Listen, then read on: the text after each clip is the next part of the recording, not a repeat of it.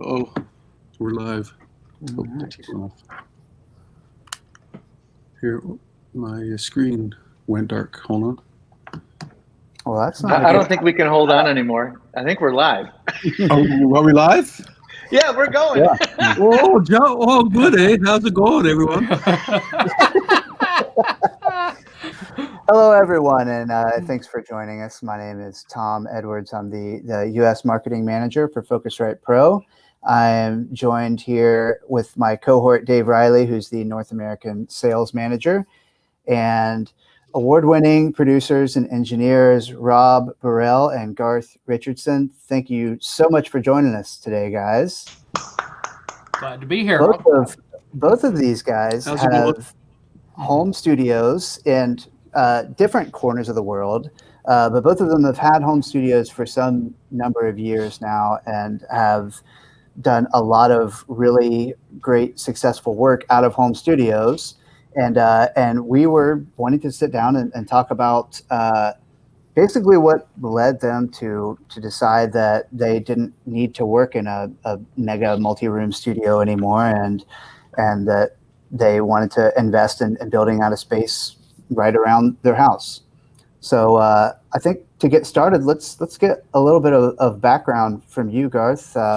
Okay. How you got your start. I think a lot of people probably already know the story, and some probably don't. So Okay. Well, basically, I have a father who actually, like a long time ago in the 60s, 70s, he did These Eyes, Laughing, Undone, American Woman. He did Bob Seger, Night Moves. He did Alice Cooper, Love It to Death. He did Poco and all these kind of things. And I just kind of hung out at the studio. I'm like around the age of 5, and then I just never left. It was that simple. It was like, which is the last time we talked, I think I asked, was it just kind of normal walking in and seeing some of these rock stars, or was it still kind of a shock even growing up around that kind of thing? Well, there really weren't many people that I really didn't want to meet, but all the people that I actually met were like kind, gentle souls. To say Peter Gabriel, like back then was so kind and sweet, right? So it was fun, I just never left. I just when I was always there. School was me at school sleeping, and then when I went down to studio all night long, I just held out. Oh man, did you kind of know from an early age that you wanted to get into producing and engineering, or was it no dad's thing and I'll do something else? No. From like about the age of 5, my dad gave me my first reel-to-reel tape, and I was like, "What the hell is this? This is so cool!" And then I just kind of went, "Okay, I'm not leaving." Yeah. That's awesome. Go align a machine. You're 5. Yeah, You're right. an adult. Yeah, move this mic over here, please. Like, Dad, come on, Dad, I want to eat. Move the mic first, right? So, I want to eat. It's true. Get back in there, Yeah. So that's what my whole story was. I just never left. I came down to Los Angeles for 12 long years. Hey. I went through the earthquakes. I went through the fires. I went through, all that stuff, and then I came back up to Canada. So whenever you came back up, did you start working out of a studio when you moved back up to Canada, or is that when you decided to build the space you're in now? Well, what happened was I came back up to Canada. I spent probably 5 to 7 years. What's his name? Brian Adams' studio. Oh wow! Yeah. Spent 5 to 7 years there. Gave him a lot of money, like a ton of money. Napster came out. Then came out, and I went, "Oh my dear Lord, we are hooped." Because basically Napster was going to cause us all to, have to look at things differently.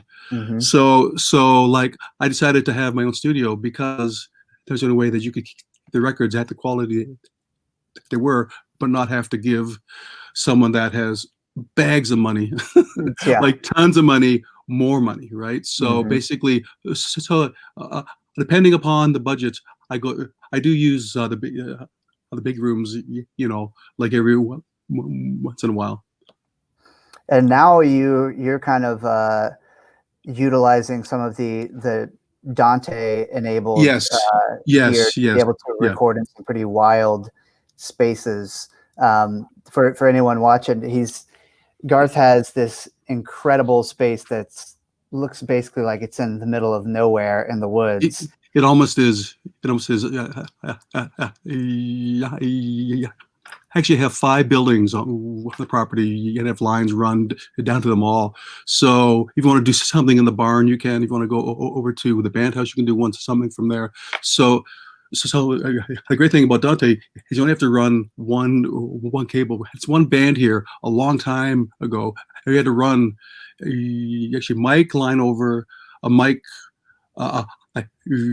your headphone line over. Then we had to have some lines coming back to hear the speakers, and we had these cables going all over the trees. And now it's just one little plug, you plug in and go, right? So it's great. You're even doing That's excellent. some drum outside, I heard too. Sorry? I heard you were tracking drums outside, like in the woods. Yes, I've done drums outside in the woods. We've done Leslie outside, which is the most insane ambient sound because it just goes on for days. Yeah. You know? It's great. so cool. It's so cool. That was the point I was going to bring up. The picture you sent me in the past where you showed me the Leslie right outside the studio, but then like 414s just hanging in trees. And that just seems so incredible that you can sit and just put a microphone pretty much anywhere you want. Anywhere you want to, yeah. Yeah, it's great. That's really incredible. Yeah. To me, the people that are we all do records now because if you're in the big room, you can only really do something there. If you want to go outside, you can't, right? But up here, you know what? If you want to be actually done singing outside because you know what? The singer was like, he was in bed and went, Uh-oh. Oh, I think we lost Garth for a second. Rob? We're having a disturbance in the Garth. Yep, the Garth is. Oh, gee, am I back? Oh, there you are. Oh, I'm back. There you Oh, are. geez. Hey, Welcome back. What happened? You know what the funny thing is? If I talk in my hose or accent, you know what? I can talk for days and I don't stutter one bit. So, oh, gee. Anyway, so basically we had the Leslie outside and this one singer was just having a bad day and went, dude, let's go outside. Here's your microphone. He went outside the singer. Yeah. And all of a sudden you could see this, this whole thing of him just becoming like, this is amazingly cool, right? So guys have given us the opportunity to be able to do all this stuff now, right? Yeah. Because you know what, we have to inspire. We do have to inspire. Yeah, that's one of the things you have to kind of toe that line between getting the sound you need and not suffocating the performer and making them feel uncomfortable or like pressure on them. And what better way to say, you know what, just go walk in the woods and we'll follow you with a microphone, no pressure. Yeah. yeah, exactly. The neighbors look like I'm a little bit of a weirdo, but that's okay. Yeah. That's awesome. Well, when all your neighbors are deer, what's their opinion matter anyway? That's That's right. So we did have a bear here once. Oh, cool. Yeah, a big bear. And Ian Thornley from Big Wreck got scared. I went, oh yeah, there's a bear outside. What do you mean? And he wouldn't go outside. Outside. He was completely terrified. I go, dude, it's just a bear, right? Just a bear. Famous words. It's just a bear. Man who was called by bear. It's just a bear, It's a bear. Record done. Yeah. Singer dead. It happens. Oh, man. Yeah. Wait, I want to know where Rob's story is because Rob just went, oh, it happens. That's right. I'm from Maine. We have bear. Yeah. And armadillo in the backyard. Oh, really? Oh, wow. In Tennessee? Very Tennessee, yeah. Oh, yes. Yeah. Oh, I didn't Armadillos even know in Tennessee. Wow. Yeah. Yes, a lot of people didn't know that. I didn't know that either. Rob, where did you come from? Where did you get your going? Okay, so my going was grew up in the Northwoods of Maine and always wanted to be a singer.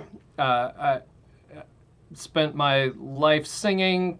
Started playing French horn in grade school, early grade school. Hold on for a second. I played the French horn. Oh, here, 5 right here. But Yeah. you know what? The great thing is I didn't get laid. So that's why I had to do rock and roll. Because Not a chance. There's no chance.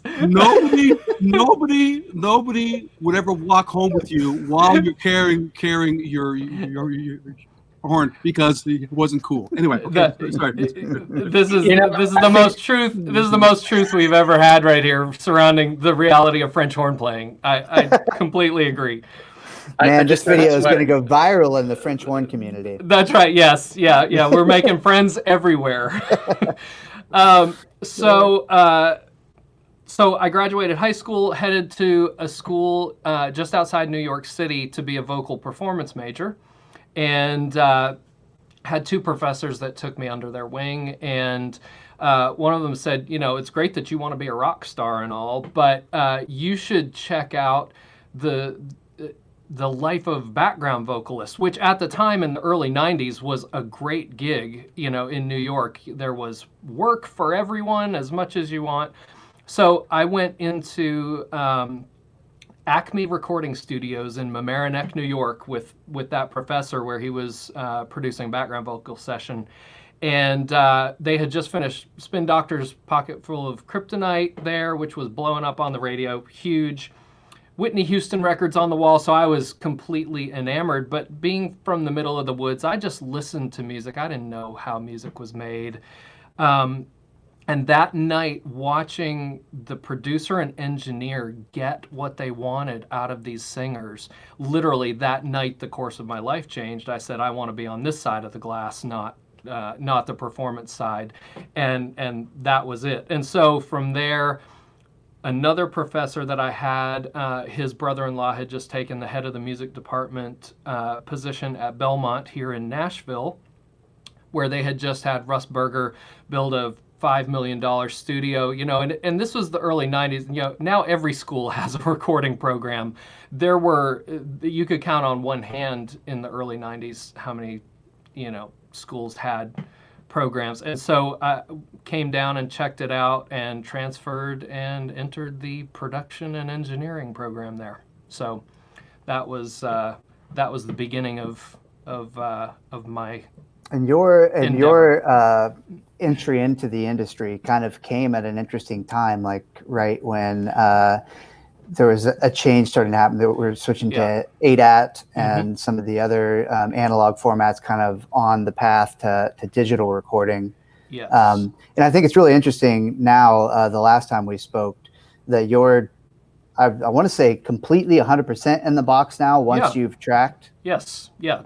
I, as of about 3 years ago, I think, and for the last several years, I've gone, I'm going all in the box. Oh, now I hate not having this piece of gear, back and forth. And about 3 years ago, the combination of summing bus improvements within the box and plugins just being mind-blowing these days, combine that with the business of, much like Garth said, we have a responsibility to great quality, but budgets aren't what they used to. Garth, it's funny, my aha moment for home studios was also spending gobs of money at a commercial facility for a room that I locked out to mix in for 16 months, and then Napster, and it was like, what is going on? We got to change something, So all that combined, I never, we talked the other day about, I may be the biggest critic of my work, even among my clients. I don't want to just slap something together. Everyone who knows me knows I don't use a template. Every artist is different. Every song is different. I still operate very much like I did in the analog world, from a standpoint of I like what that does for my creativity. I like what it does for individuality for my clients. But yes, now all in the box as of about 3 years ago. So, Garth, are you? I forgot to ask you actually. Are you guys going to fight Is That's Garth going to be like, I'm Duke it 100% out. analog? And No, well, you know what? Yeah.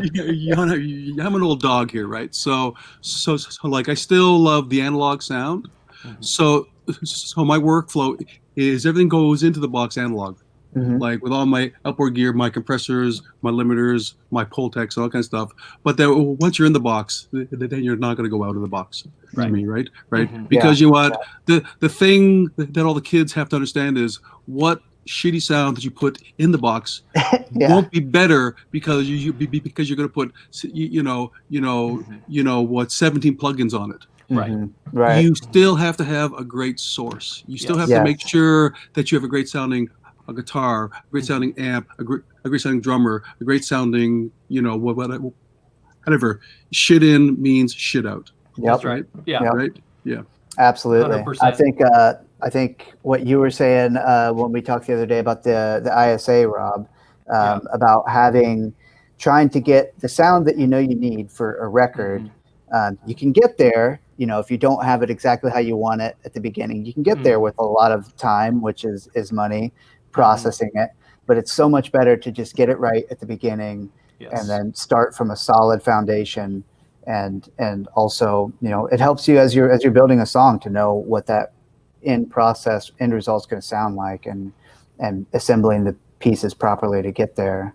That's exactly it. I think that's why my tracking work has increased again over the last few years, because I started mixing full time in about 2003. That's when I started turning down tracking work and saying I'm a mix engineer, not an engineer who mixes. I'm a mix engineer.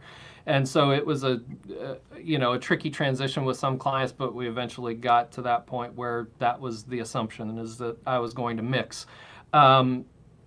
But then the last few years, as studios, even here in Nashville, have been more in disrepair, and things were tricky. And now, when I came up, second engineers, staff engineers at studios were engineers in their own right. They had paid their dues. They had come up, and they were excellent at what they did.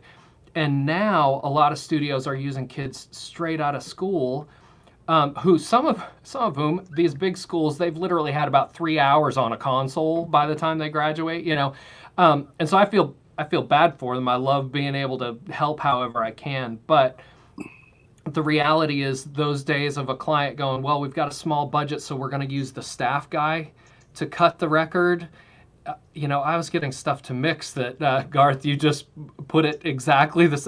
I would get this. I'm like, I have to heal so much before I can even begin to create. It's not good for their product. It's not good for me and my time, when we're all trying to manage budgets and integrity and make it all work together. So I started going out and cutting records for these clients more. They said, well, okay, next one, we're going to hire you to mix it, but you want to come cut it first. Yes, absolutely. Don't tell anyone, but I would have done it for free. This is live on YouTube. Yeah, that's right. Nobody saw that. That's right. Oh, hilarious. But then, to the point we were talking about the other day, I have mics and preamps that I know intimately and trust that they're in good repair, because again, even some of the big studios here in town that I've worked in for 27 years, I walk in and I'm having to deal with, well, there's not really the income to have the tech deal with that, or yes, exactly. It's kind of trickling down. Yes. Down where all of the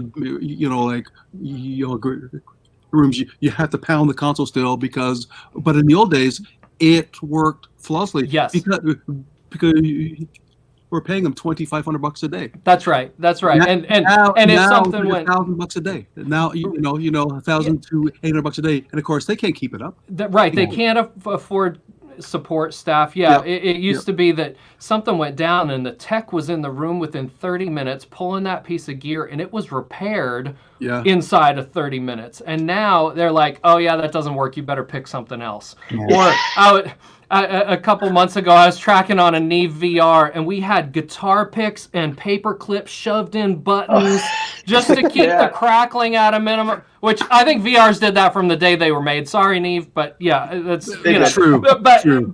it's just when you're fighting all that stuff, it's really tricky to be creative when the producer's worried, is that crackle on tape or is that just on monitoring? What are we hearing? What's frying? I just like to walk in with my gear that I know works and interface with the studio so that we have the space. Because to me, more important than the gear is the acoustic space. I'm a nut for sound, for the room itself. So I pick studios based on the sound that I'll get, not from the gear, but from the room itself. And so once I do that, I can bring my gear in and capture, that event in the way that I want.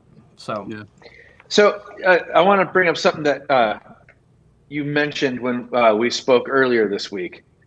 And this is probably awful for me to say, being what my job is, but you love the ISA-1 more than anyone I've met. Can I dig up that quote? I think if I remember right, it was the closest that you can get to the sound of a record. I said the ISA-1 sounds like a record. That's what I said. That's yes. what it was. Yeah. And I believe that. Yeah. So the first preamp that I really spent a lot of time with in the early 90s was the ISA 115 HD, and which was 2 channels with EQ, beautiful sounding, and it just really it connected with me. I think as engineers, we all have things that we gravitate towards because it speaks to us and it helps us achieve the sound we have in our head. Yep. Effortlessly. We hope that's what we're looking for.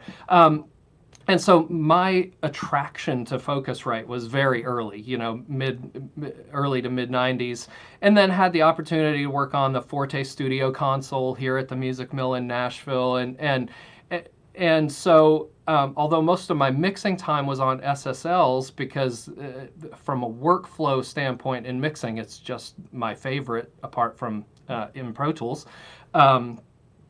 But the ISA has stuck with me for all those years. And so now I recommend, I should have kept track of how many ISA-1s I've helped sell. Because I'm not going to give you any credit, Rob. I got. That's right. No credit. That's right. No credit. No, but in all honesty, yes, that's right. That's right. I'll be waiting for that check. Hopefully it's bigger than a Spotify royalty check. It's not going to be. That's right. Guys, the good thing is I just made 5 cents today on this one record I did. That's right. Yes, I made a 5 cents. Right? Yeah, it's like, oh, okay. Yes, and this is why we can't spend 25. Oh yeah, the Canadian nickel. Yes. Yeah, I know. It's sad. So yeah, young artists, young engineers, producers are always asking, how can I improve what I'm doing at home? And they're always thinking that they need to buy a better mic. And I'll be honest, I'm one of these guys. I think a 57 through a great preamp sounds better than a 47 through a Mackie preamp. No offense to Mackie. Sorry, I'm really blowing it here, aren't I, with all these name drops? Well, we have Garth not to swear. That's right. That's right. That's right. That's over. Gone. That's right. Yeah. What's in mouth? Okay. That's right. It's all good. It's all good. We're friends here. But with that being said, I'm always like, no, before you think that your mic is trash, go buy an ISA-1. They are inexpensive and it is world class. If you can't do it with that and the mic you have, whether that's a 57, an SM7, a 4033, whatever it is, if you can't do it, then there's another issue, And the other thing, I'll say this, the other thing that I love about sending people to the ISA-1 is I love the VU meter because so many young kids don't know what the heck a VU meter is or means.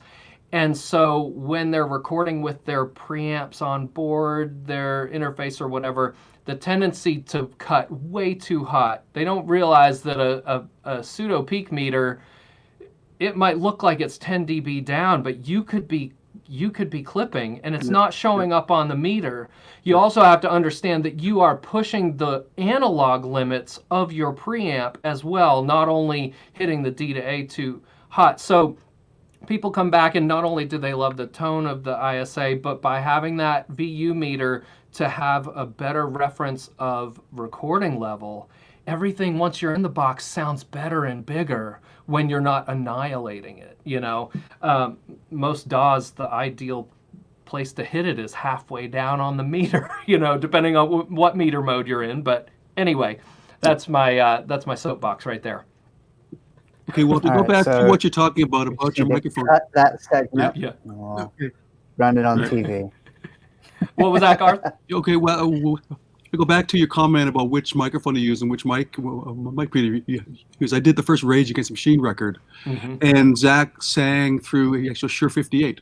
Yeah, absolutely. Right? Because Yes. you know what? It's like you want to capture the singer. You don't want to get actual Barbra Streisand sound. You want Right. something that's going to make him be able to feel comfortable.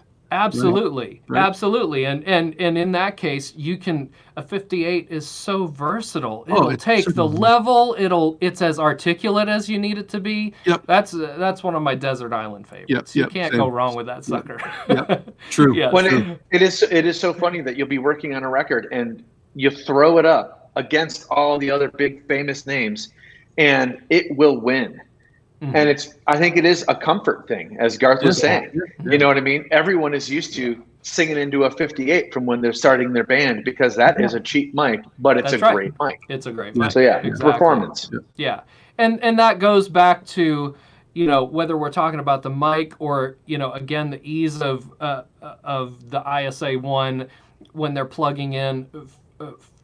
What Garth said earlier, I learned early in my career that artists do not like to sit there singing over and over again while you fiddle to get a vocal sound, and you're working. They're losing their energy. They're losing their, they're fired up. Their adrenaline was ready to rip through this thing. And even session players, who are more used to a laid back, pace, and they're okay to spend time getting a snare sound. Man, the sooner that you can get everybody feeling good about what they're hearing, so that the music making can begin. I am everything about my entire studio here, everything about the way I operate is to not let technology get in the way of making music, only to facilitate it. And the minute something gets in the way, it hits the curb, because I can't handle that. That's actually a good question for you, Rob, because it sounds like you are doing you do all your mixing there in your home studio, and you're kind of have a traveling rig where you track people. Do you think that there is an added benefit there, where if there's a place that a singer or a band is already comfortable with, you're kind of not pigeonholed into having to use your space? You can kind of go wherever they're comfortable, or even what their budget can allow. Yeah, and that's exactly it. Because when I'm recording, I have a small space here that I can record in, but I just prefer not to. I like for this to be mixed world, and it is in my home, so I don't need people in and out all the time. And it's funny, even people in town hardly ever show up to tweak mixes. It's all via audio movers and everything. Everyone's too busy to show up anymore. But yes, it goes back to also not only a comfort factor, but I try to tailor the choice of space. We look at the budget and go, what can we afford? But I tailor the space to fit the vibe that we're going for the record. So whether it's, drums here, guitars here, vocals here, whatever that is. But again, I can walk in with my gear and not worry about being faced with a disaster, Yeah. And then on the other end of the spectrum is what's great about your place, Garth. You have like all of these different buildings on the property, and you know what works well for each one, and it's all networked together, so you can record this over there. And because sometimes you're in a space and someone has an idea and a thought. By the time you get them to come over here, get everything set up, it's gone. The feeling is gone. Yeah. So now it's like, here, just plug in this, go, boom, done, it's done. Right. So you have to do that. Now, I want to ask you, Rob, how many times have you had any kind of problems with your clients over in your home? Not really very many problems. It's the trickiest thing is neighbors and making sure, my neighbors all think it's great what I do. Thankfully, I have people on both sides that are huge music lovers, so they think it's fantastic. But you do have to be careful because HOAs get testy, and I try to keep it as quiet as possible. So lining the street with cars is not really what the best thing. I can see that would be bad in that neighborhood. That's right. Yeah, it's like, oh boys, yeah, here we go. But I've had at our previous house, I had a couple of clients come over at one point to listen to mixes, and it was a little bit more sketchy than I enjoyed, knowing my family was within, within a certain distance. And so that was one of the things that I kind of, the space that I can record in, when people come in, they don't even know that I utilize it for that, because I try to keep that quiet so that we can go elsewhere. Yeah. And I think the other thing too is that, 28 years into this, I'm trying to balance family life and work, and I want to give my most to the work, but I honestly, my family is lost for years, because of this business, and I don't want that to be the case anymore. And the minute that I open the door for recording here, people think that all time is available and free and whatnot. And I get up, I'm usually in the studio at 7:30, and I try to be done at 7:30, 8 o'clock at night. I work my butt off for 12 hours, but then I try to have the evening with my family. And and if someone knows that there's a microphone available, we could be cutting vocals till 3 a.m. and I just I want to protect from that a little. Basically, good.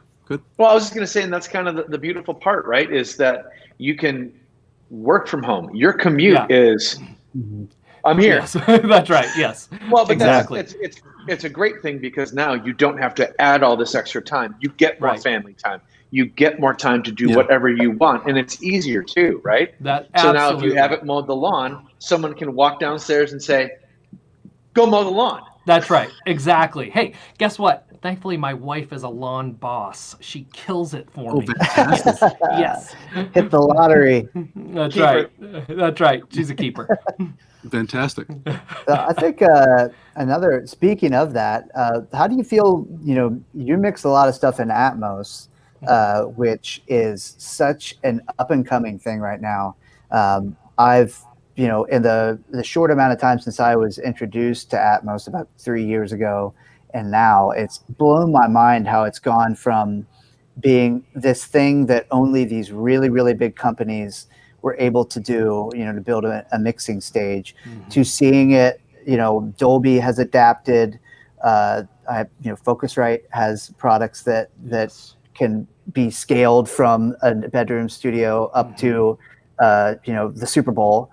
And it's really been interesting to me that it's become accessible to a lot more people now, and the cost for the barrier to entry isn't as high. And I guess I'm curious on the day-to-day, the mixing of that, how does that stack up in terms of like having more time available? And I know that Atmos mixing pays a little better. And so I would assume that you could do less work and get paid more for something like that. Like,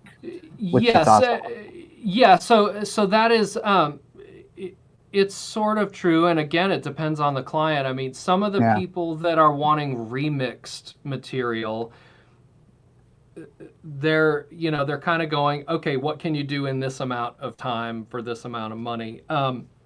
For those that are kind of coming into it fresh, going, oh, the Atmos mix is what we want as our starting spot. This is, we think this is the new thing and we want to be a part of it.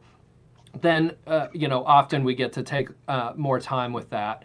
But it is definitely, the popularity is on the rise as far as people that are doing it. And what is driving it and will continue to drive it is the fact that, a couple weeks ago, Apple said, okay, if you've got AirPod Pros, you've got Atmos in your ears, and with Tidal and Apple, the consumer is now becoming aware of it. And I've been working in surround since the late 90s. And back in the mid 2000s when Sony attempted dual disc and, we were doing super audio CDs and DVD audio, it was not a consumer accessible medium. Yeah.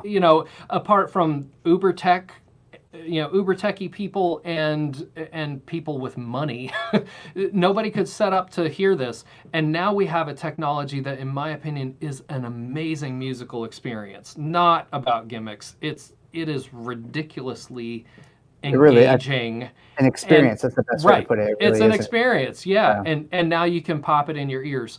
So I think that we are on the cusp of it just, being a snowball running down the hill.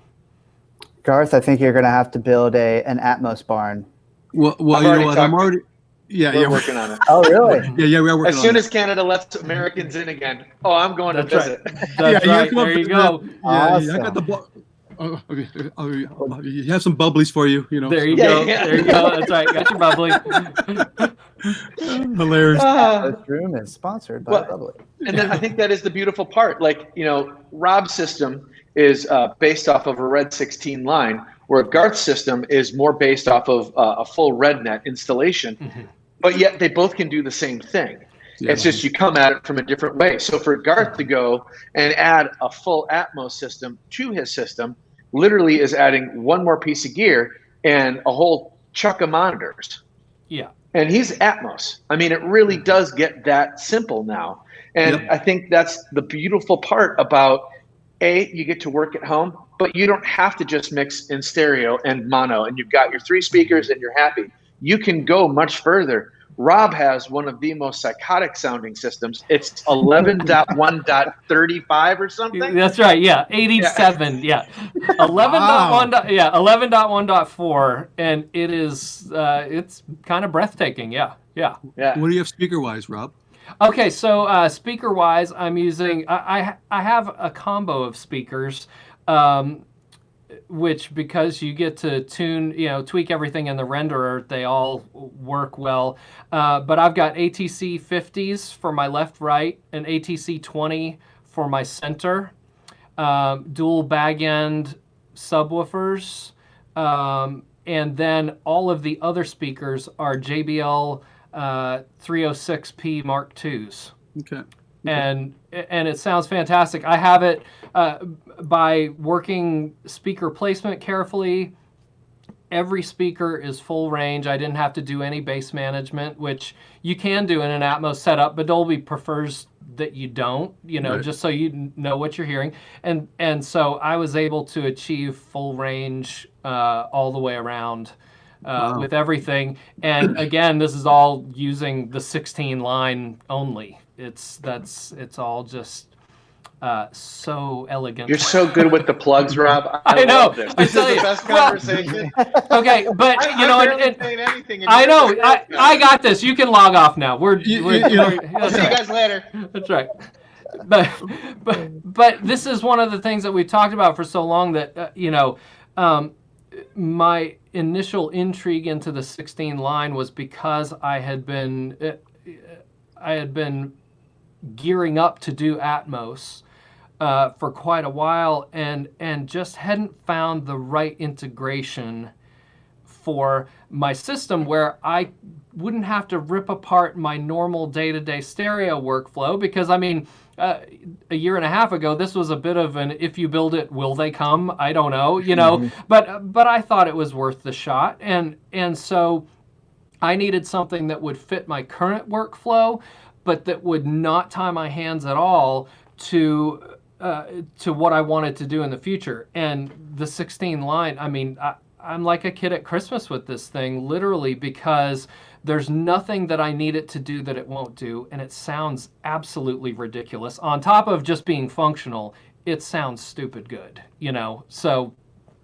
It's funny because, again, your system is so radically different than Garth's, because if I remember, Garth's got a slew of A16Rs for your A to D, D to A, but you also have our tiny 2-channel mic pre-box, the X2P. Yep. And again, it's so perfect for your setup because now you can take that little box, drop it in any room, Yep. or anywhere outside, it takes power over Ethernet, and you drop your mic and you're golden. That's kind of what's so neat about this conversation is you both have studios at home, but they're radically different, and you both get the results that you want and your customers want. At the end of the day, you guys have to worry about who's paying you and do they like it. That's right. Yep, it's true. No question. Exactly. And I think, go ahead, Dave. Garth, what speakers are you using? I can't remember now.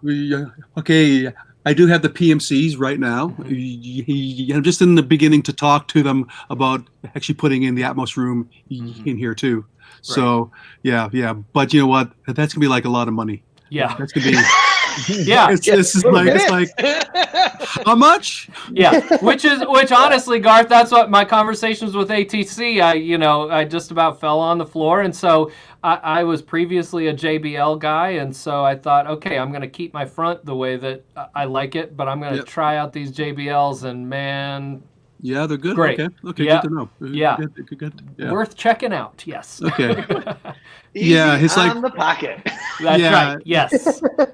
Yeah, it's kind of like I'm looking at the cost of that and just went, that's a little bit much. Right, because again, we have to. It's a medium that whether it's for all of Netflix and Amazon, their deliverables docs require Atmos. Amazon Prime is that way too. Yes, now? and it kind of has to be. But man, if we overinvest to where our investment can't pay for itself, then we're stupid businessmen. And so, in an effort to be less stupid than I normally am. That's right.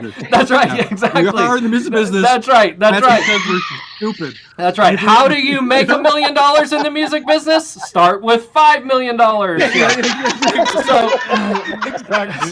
It's like. Yeah. Oh, this is but you know what? We love what we do. We love what we do. That's what it's all about. I've never really sat down and went, okay, I'm going to make money doing this. Right. I do it because of the love of it. That's right. I agree. For all you kids out there have to understand, this is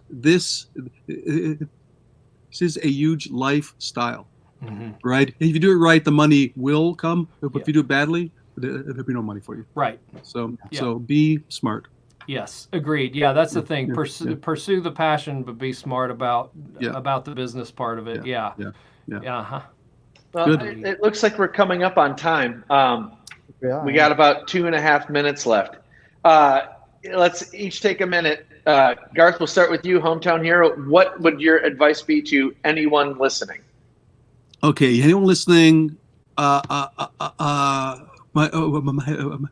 biggest pet peeve is because you do have plugins, it doesn't mean that you have to use them. Seriously, make sure that your actual signal chain is clean and clear.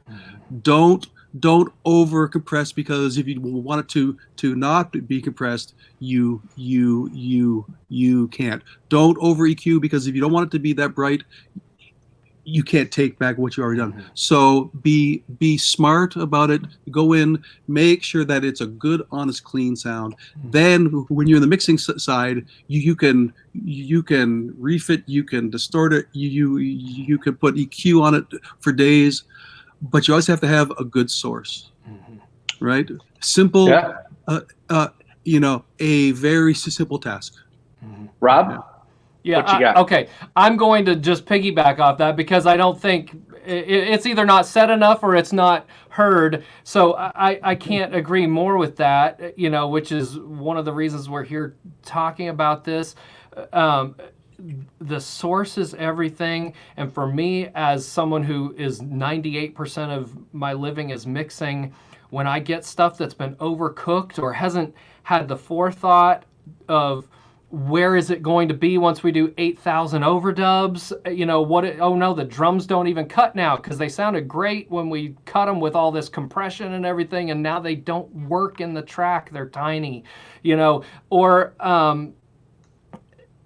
fighting problems. So the simple, clean path is such a beautiful thing, because you're not overcooking it. And for most people at home, or young and getting started, you haven't developed your ears yet, or you're in a compromised listening environment, you may not actually be making the choice that you think you're making. Yeah. Which is, you know, I mean, seriously, it's like you thought that you needed to do that. It was your room adding all that 300, not your chain. So you just pulled out all the body of the sound, and I've got nothing to work with. So yeah, I'm just gonna, you know, ditto Garth on that, because that's just go flat. it's huge. Yes, absolutely.